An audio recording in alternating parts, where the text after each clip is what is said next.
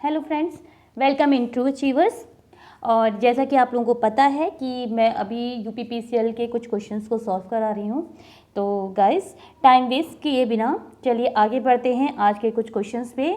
So let's start with the question number 1। When a mistake is committed while totalling the subsidiaries book it is called an. Question कह रहा है हमसे कि अगर हम जब सब्सिडरीज बुक का टोटल करते हैं और हमसे उसमें कोई मिस्टेक हो जाती है, ठीक है, उसका टोटलिंग करते समय, ठीक है, सब्सिडरी बुक यानी सहायक पुस्तक। सहायक पुस्तक में सहायक पुस्तक कौन कौन सी होती हैं मैंने बता रखा है आपको।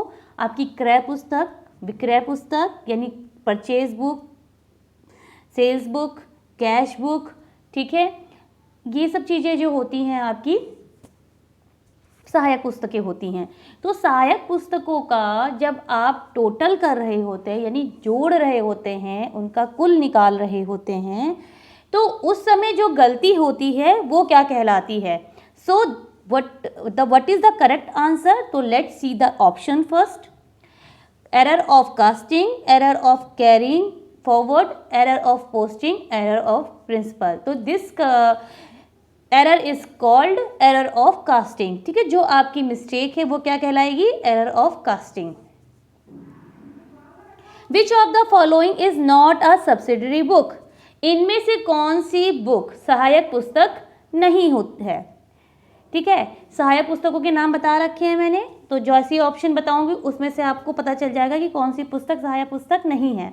परचेज बुक होती है, बिल रिसीवेबल बुक होती है, सेल्स बुक होती है, assets book is not our subsidiary book.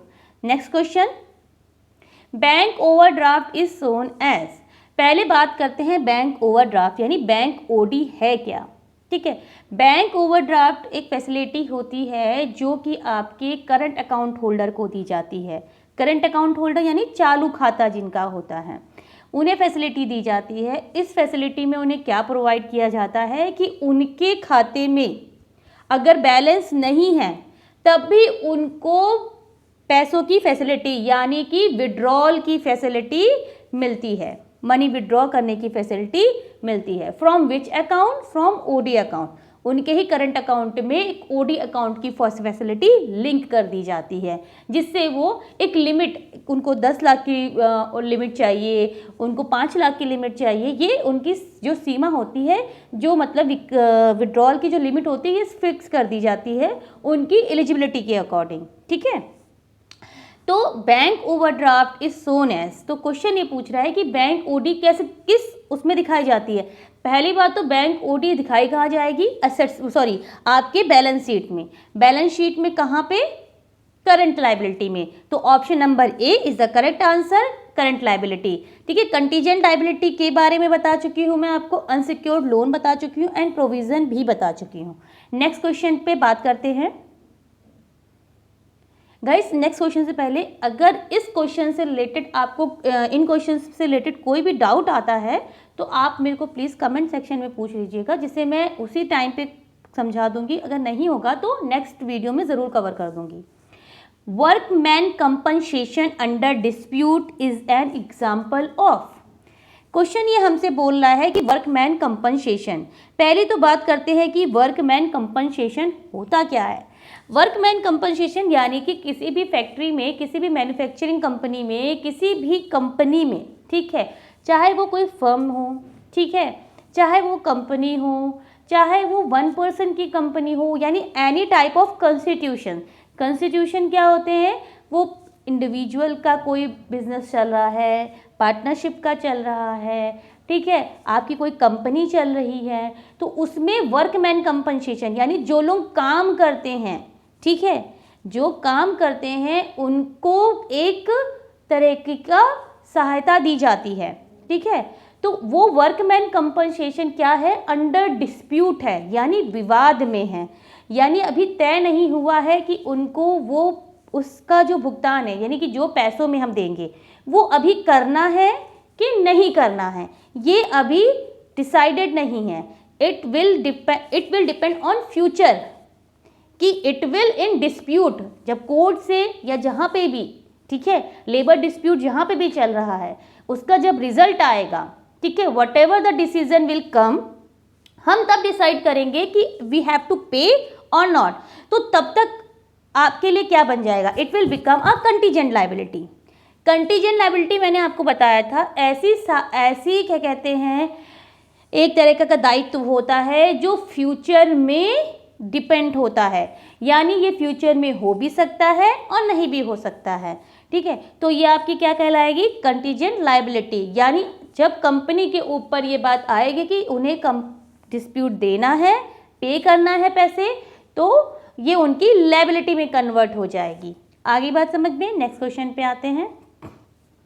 When a statutory auditor expresses an opinion on financial statements, his responsibilities to extend, यानी ऑडिटर, लेखा परीक्षक जिसे बोलते हैं, ऑडिटर जब कोई भी, ठीक है, ऑडिट करता है किसका, फाइनेंशियल स्टेटमेंट का, तो जब वो उस पर अपने ओपिनियन यानी विचार व्यक्त करता है, विचार व्यक्त हम वर्बली नहीं करते, वर्बली यानी कि मुंह से नहीं बोल के करते हैं, वो जो रिपोर्ट तैयार करता है उसमें लिखता है।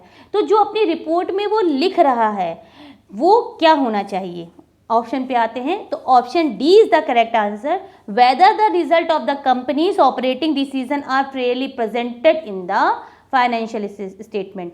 तो उस पे विचार व्यक्त करने के लिए यानी उसकी रिपोर्ट तैयार करने के लिए वो कहाँ तक सोचेगा कि जो जो फाइनेंशियल स्टेटमेंट में उन्होंने एंट्रीज पुट कर रखी हैं वो सारी क्या हो, करेक्ट हो, सही हो। आगे बात समझ में, नेक्स्ट क्वेश्चन पे आते हैं।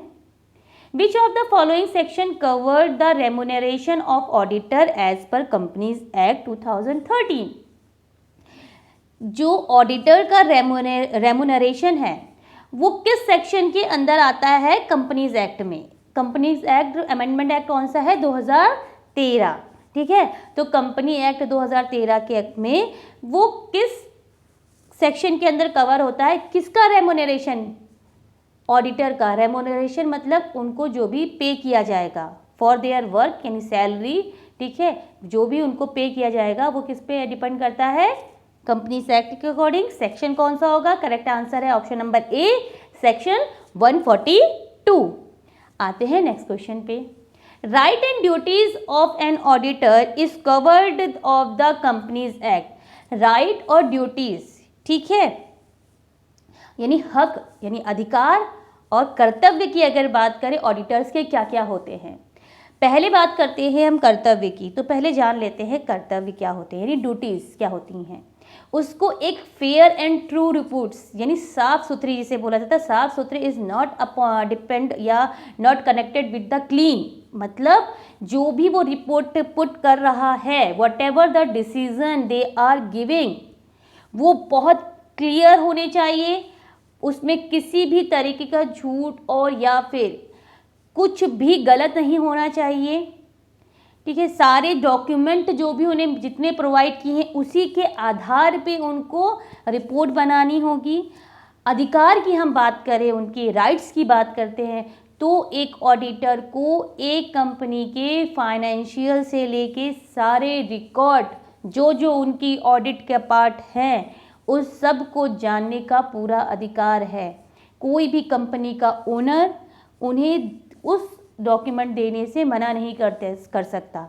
अगर नहीं प्रोवाइड कराता है, कोई भी खर्चा किया है, कोई भी पैसा आया है, किसी भी तरीके का मॉनेटरी ट्रांजैक्शन हुआ है जिसकी डिटेल ओनर के पास है but he is pretending that कि उसके पास डिटेल नहीं है, वो ऐसा दिखा रहा है कि, तो ऑडिटर को राइट है, वो उसे चेक कर सकता है, उसके बारे में क्वेश्चन कर सकता है, एंड अगर उस तब सेटिस्फाइड नहीं है तो वो उसको रिमार्क्स में लिख सकता है। इतनी बात समझ में आ गई।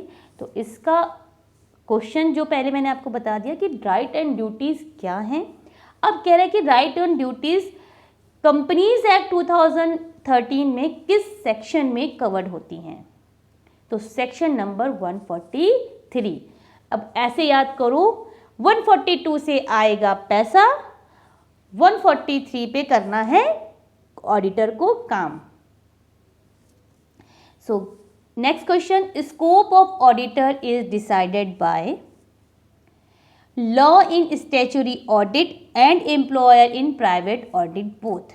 So correct answer is option number C, law in statutory audit and employer in a private audit both.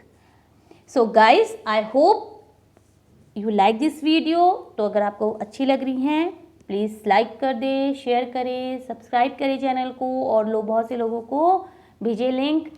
And मेरे पास बहुत सारी रिक्वेस्ट आई थी कि मुझे हिंदी में भी बताना चाहिए। सो इट्स नॉट पॉसिबल कि मैं हिंदी इंग्लिश दोनों बना पाऊँ एक ही साथ।